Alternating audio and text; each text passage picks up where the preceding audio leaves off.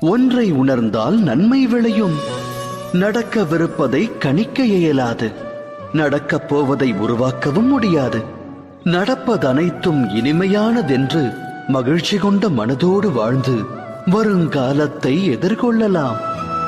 நிகழ்வது முன்னரே நமக்கு தெரிந்தால் பின் வாழ்வில் சுவாரஸ்யம் ஏது? சிந்தித்து செயலாற்றுங்கள். வரவிருக்கும் தலைமுறைகள் தர்மத்தை பெற வேண்டுமாயின் ஆணவம் கொண்ட அதர்மிகள் வதைக்கப்பட்டு தர்மம் ஸ்தாபிக்கப்பட வேண்டியது அவசியமாகிறது. அகிலம் போற்றும் பாரதம் அந்நிலை இன்றும் உருவாகியுள்ளது பார்த்தா. தர்மத்தை ஸ்தாபிக்கும் கடமை உன்னுடையது அர்ஜுனா.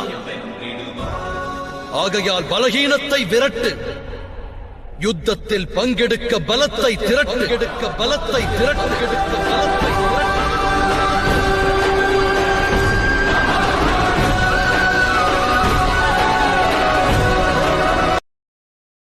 இரு மனங்கள் இணைய வேண்டுமெனில் இருமாப்பு அவ்விடமிருந்து அகல வேண்டும். இச்சைகள் விலக வேண்டும். ஹிருதயம் முழுவதும் சமர்ப்பணம் மட்டுமே நிறைந்திருக்க வேண்டும்.